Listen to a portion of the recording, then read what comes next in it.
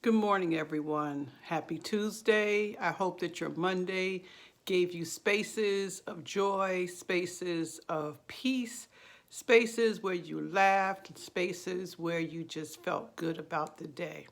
And I always say spaces because feelings change, situations change, and during this time of social distancing, of social isolation, our emotions can fluctuate during the day, and that's okay. We can wake up feeling really good, but then start doing something and begin to focus on something that takes us to a different mood. Yesterday, I was getting ready or doing something, and for whatever reason, I started to think about something that had occurred a number of years ago.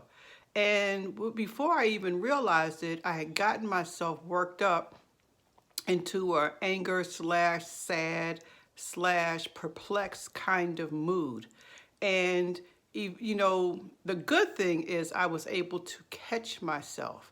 I was able to catch myself and recognize why you're going down an old beaten path, a path you don't need to go down anymore. You can make the choice, self, to take those thoughts and those emotions and put them away, or better yet, banish them so they never come back up to haunt you again. There's nothing you can do about it. We are moving forward. Now, having said that, there are some benefits in looking at the past, but there is a danger of staying in the past. There is a danger of staying in the past. When you think about your car, when you drive your car, you have windows in the front, in the side, in the back, and then you have three mirrors, the two side mirrors and the mirror in the middle in the front of the car. And those mirrors are designed to help you to look back, to see what's in back of you. But the majority of time, your attention is what's coming up, what's forward, what's in your present view. And so we don't spend a whole lot of time in our car looking backwards. That would cause accidents. That would not allow us to focus on where we're going or where we currently are. It is important to look at the past, but it's equally important not to stay there. Now, having said that, because that was not necessarily my topic, but that's what came to me, my topic is a continuation. We've been talking about lowering anxiety, and yesterday I talked about as a result of traumas that people can go from 0 to 100. 1 minute they are doing okay and something happens and their response is over the top. And I want to emphasize it's over the top. I used the analogy yesterday. It's like killing a mosquito or a fly with a shotgun. Your response did not require all that energy. It did not require all that force. It did not require all that anger, but yet there it is. And in a sense, you have now demolished that mosquito. You have now demolished that fly, but you've also demolished some other things. Anything that was around it, you've also given damage to. Your response was over the top. So today, for a couple of brief minutes, I want to talk about why people may trigger us. We've talked about events, we've talked about smells, we've talked about sounds, but I want to talk about people. And I want to take it from a very different point of view.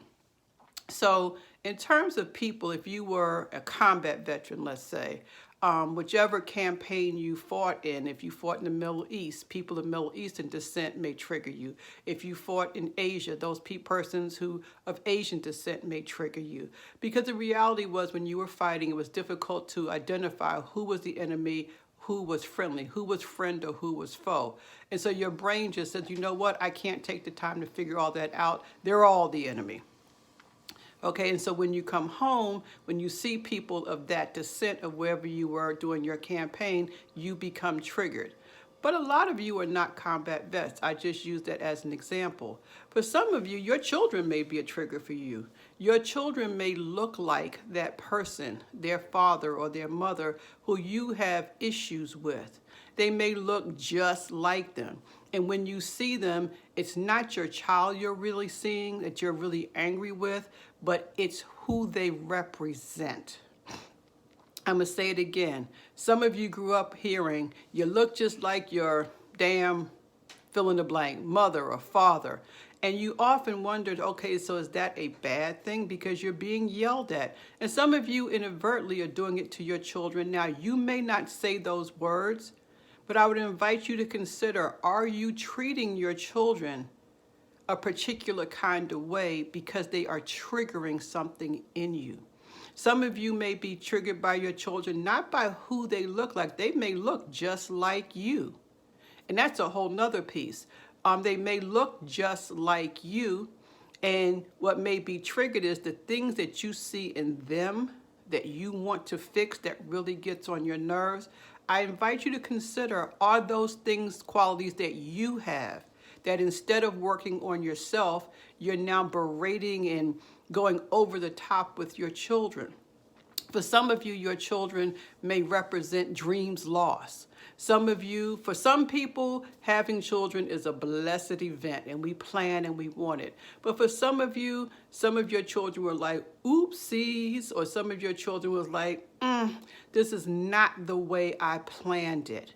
And each time you look at your children, or every now and then, it reminds you that things are not the way you would have had it to be. Those are just some examples of when we are triggered by people. Now let's move it to adults. Some of you are booed up, you have partners, but if you have been traumatized or not, your partner, while you think your partner may be just getting on your last nerve all the time, I wonder if your partner is triggering something in you, not by what your partner's doing necessarily or what they're saying, but what they remind you of. Some of you are with really great partners, but if that partner does anything wrong, any small thing wrong, they forget to buy your favorite fruit at the grocery store, or they don't put the fork down on the table the way you would like, or whatever, you go off. And it's not because that person is so inept, it's because they have triggered something inside of you. That something inside of you may be a place where you feel like your needs are not getting met.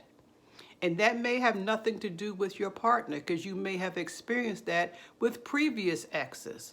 And where it goes back to is possibly when you were a child not getting your needs met.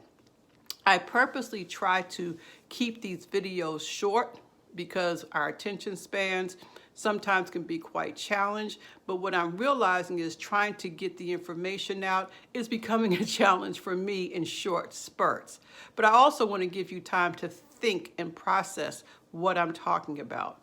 So to recap, today we're talking about people who may trigger us and why. And I would invite you to consider if there's someone who just grates your last nerve, who you go off on either internally in your head because you're such a good person you wouldn't say it out loud, or you just go ahead and let them have it. I would invite you to consider, what is it that they are triggering in you? And after you do this wonderful work, I would invite you to have a wonderful day on purpose. I love you. And very quickly, someone had written me and talked about they had gone off on one of their kids and they felt really bad about it. Guess what? We are human. We will make mistakes. But the wonderful way to work on that, or the wonderful way to address it, is to be aware of it and to work on it and to apologize. A sincere apology. Love you all. I'll see you tomorrow. Bye-bye.